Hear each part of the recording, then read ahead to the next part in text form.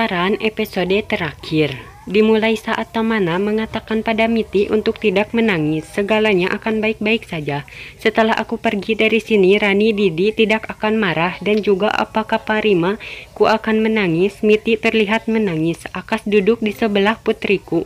Sangat pintar kamu ingin para ma tersenyum kan? Siapa yang akan membuatnya tersenyum atau menghapus air matanya? Jika kau pergi, Parimamu akan bahagia jika kau tetap bersama kami. Tamana mengangguk melihat Miti dan tersenyum tipis. Semua orang tersentuh. Akas mencium Tamana. Maya mengatakan pada Miti dan Akas, sudah cukup berbuat baik, sekarang putuskan hal yang terpenting, siapa yang akan tinggal di rumah ini, Rani atau Tamana. Jika keduanya tinggal di sini hanya akan menyebabkan masalah kecemburuan mereka. Permusuhan akan berlanjut dan makin meningkat. Pikiran apa yang akan terjadi kelak. Nani mengatakan, ini bagaimana caramu memberi keceriaan di masa kecil seseorang.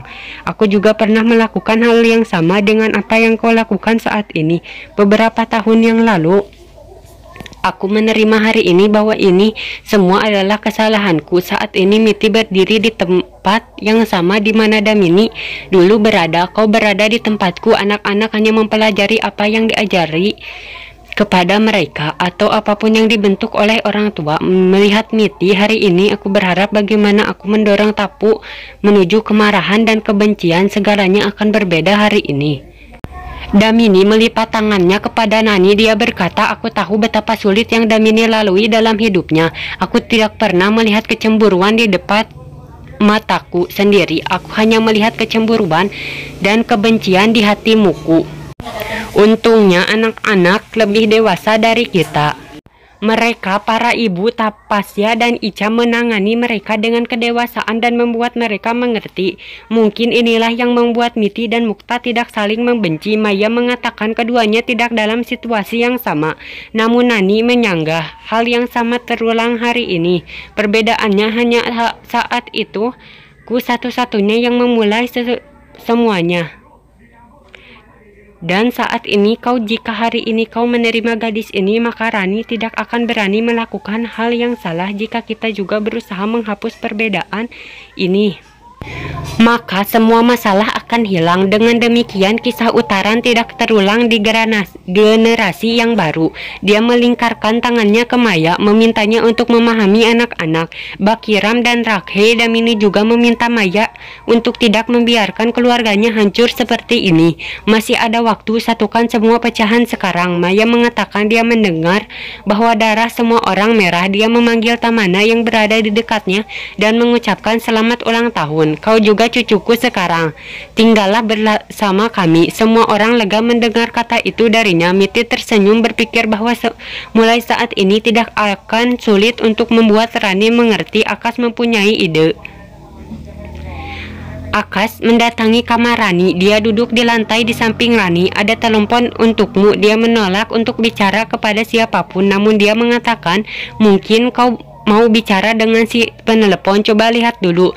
Rani mengambil telepon itu. Nandini mengucapkan selamat ulang tahun kepada Rani. Rani senang mendengar suara Cameli. Nandini mengatakan, Mitima, kamu telah membuat banyak persiapan untuk ulang tahunmu dan kau menangis. Rani mengatakan, kau tak tahu apapun, orang-orang ini sama sekali tidak baik. Mitima telah berubah banyak. Dia membawa gadis bernama Tamana. Dia tidak mencintaiku lagi. Dia hanya menyukai Tamana. Miti mendengar mereka dari balik pintu. Nandini memberikan Rani bahwa dia tidak percaya bahwa Rani berkata seperti itu. Rani mengatakan, aku tidak salah. Mitima hanya mencintai Tamana. Dia tidak mencintaiku. Tidak tahu dari mana dia membawa si Tamana. Nandini mengatakan pada Rani bahwa Mitima tidak hanya membawa dari sembarang tempat. Aku hanya memintanya untuk menjaga Tamana. Kau bicara melawan Mitima, tidaklah kau lupa bahwa dia menerimamu, memberikanmu cinta dan rumah. Kau merasa cemburu hari ini ketika dia memberikan cinta yang sama pada Tamana. Tamana tidak memiliki siapapun untuk menjaganya. Orang tuanya sudah meninggal. Apa yang salah jika Miti berusaha menerimanya untuk dirinya? Rani menyadari Miti di depan pintu sedang mendengarkan dengan seksama apa yang dikatakan Nandini. Jadilah seperti Miti. Jadilah orang yang baik. Kau tidak akan bahagia jika kau mau seperti camelimu, hidupmu akan berubah menjadi baik jika kau menjadi seperti Miti. Semua terserah padamu, kau ingin menjadi seperti siapa? Rani mengatakan, aku telah mengerti apa yang harus kulakukan. Dari mana? Miti memberitahu mereka bahwa dia akan menyiapkan makan malam untuk mereka. Datanglah untuk makan malam. Rani memanggil Miti. Maafkan aku tidak akan mengulangi kesalahanku lagi. Aku baru saja menyadari bahwa kau sangat baik. Aku ingin seperti dirimu.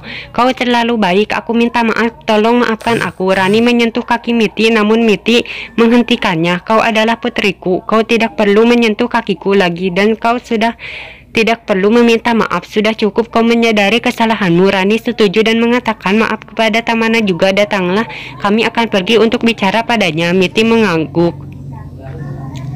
Rani melihat Tamana tengah duduk di halaman dan menangis. Rani memberikan kartu maaf untuk Tamana, namun Tamana tidak mengambilnya.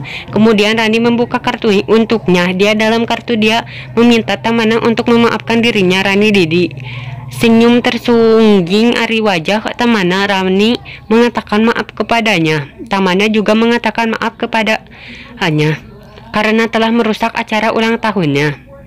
Aku harus pergi dari sini. Mengapa kau harus pergi? Ini adalah kesalahanku. Ditambah lagi aku yang lebih tua darimu, jadi kau harus mendengarkan apapun yang aku kan kukatakan. Ya, Tamana mengangguk. Rani bertanya apakah Tamana bersedia memaafkan atas kesalahannya. Satu saudara perempuan sepertiku dan saudara lain sepertimu. Terlebih bagus, semua anggota keluarga datang melihat Rani mengulurkan tangan merangkul Tamana. Tolong maafkan sesuatu kepada putriku dengan cinta. Apakah itu utaran? Bukan itu cinta. Cinta diterima seorang sebagai miliknya. Saat kata-kata yang sama menggenggam di kehidupan putrimu, aku menjadi takut. Aku takut memikirkan bahwa Eda Kasiji akan mengulangi apa yang Mataji Nani lakukan di masa lalu. Aku telah berpikir di setiap malam dan dapat melihat segalanya yang bersama memiliki cahaya yang berbeda. Matahari tenggelam bukanlah malam untuk utaran, bukan membuat malam kita lebih indah. Apakah kau pernah mendengar bulan mengeluh bahwa dia hidup dengan matahari di utaran? Utara bumi, gunung, samudra, laut, mereka memberi kita sesuatu, tetapi apakah mereka pernah mengeluh mereka tinggal di utaran? Mengapa kita manusia tidak bisa berpikir sedemikian? Apa yang kita miliki, apakah bisa diberikan kepada dunia ini dengan tangan kosong di perjalanan hidup? Jika kita memberikan sesuatu kepada seseorang dengan cinta, maka bisakah kita memanggilnya utaran? Apa yang tetapi bersama dengan kita dalam hidup adalah pengalaman dan pelajaran. Setelah beberapa lama kita akhirnya mengerti apakah utaran sebenarnya.